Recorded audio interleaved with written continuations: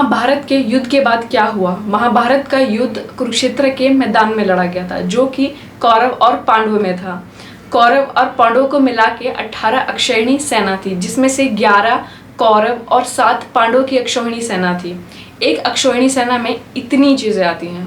श्री राम जी के पुत्र लवकुश के 50वीं पीढ़ी से राजा शल्य हुए थे, जो कि महाभारत के युद्ध में कौरवों की तरफ से लड़े थे। तो एंड में सिर्फ कुछ ही योद्धा बचे थे। तो चलिए आज ये चीज जानते हैं कि उन योद्धाओं का उस युद्ध के बाद क्या हुआ।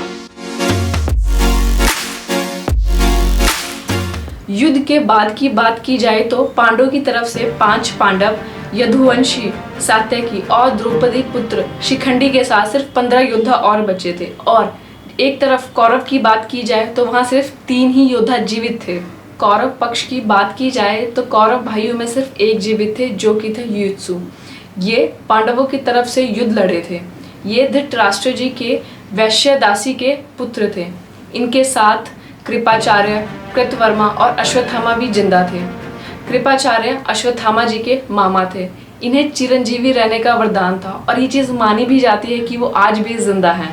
वहीं द्रोणाचार्य के पुत्र अश्वत्थामा भी आज भी जीवित हैं।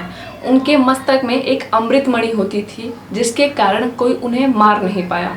पिता द्रोणाचार्य और पुत्र दुर्योधन की मृत्यु के बाद अश्वत्थामा बहुत ज्यादा क्रोधित हो गए थे और उन्होंने रात के अंधेरे में द्रौपदी पुत्र को पांडु पुत्र समझ नींद में ही मार डाला था। परंतु जब वेदव्यास जी को ये चीज पता चली कि वो पांडु पुत्र नहीं थे, तब अश्वत्थामा ने ब्रह्मास्त्र का इस्तेमाल कर पांडवों को मारना चाहा। उधर श्री कृष्ण जी के कहने पर अर्जुन ने ब्रह्मास्त्र छोड़ दिया और वेदव्यास जी के कहने पर उन्होंने वो वापस लौटा दिया।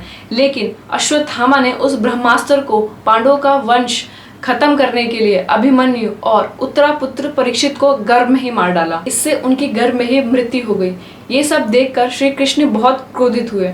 उन्होंने अश्वत्थामा के मस्तक से मणि छीनकर उन्हें उम्र भर जीवित रहने का श्राप दे डाला और बाद में श्री कृष्ण जी ने परीक्षित को जीवन दान दे दिया। वहीं कृतवर्मा यदुवंशी थे। वो श्री कृष्ण जी की अक्षौहिणी सेना के साथ दुर्योधन की ओर से लड़ रहे थे, लेकिन गंधारी जी के श्राप के चलते हुए वो भी युद्ध में मर गए थे। वहीं युद्ध के बाद धृतराष्ट्र, गंधारी पांडवों के साथ 15 साल व्यतीत करने के बाद कुंती, विदुर और संजय के साथ चले गए और वहां जाके तप करने लगे।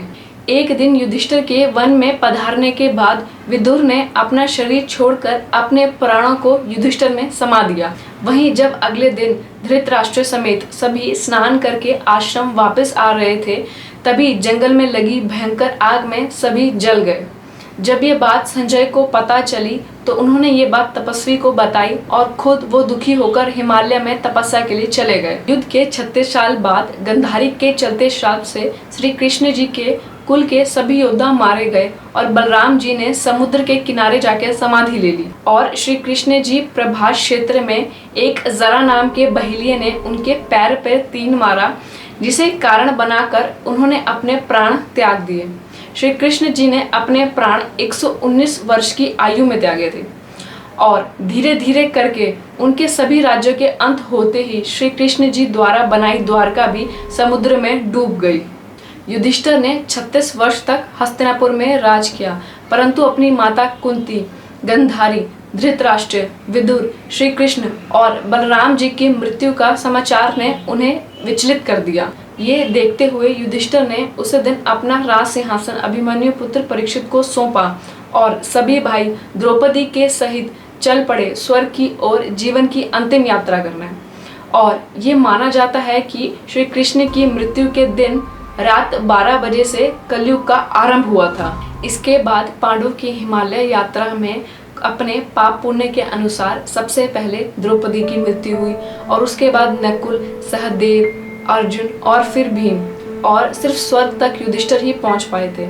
ऐसा माना जाता है कि इनके साथ एक कुत्ता भी था, जो कि कोई और नहीं स्वयं धर्मराज यमराज जी थे, जो उन्हें स्वर्ग का मार्ग दिखलाने आए थे।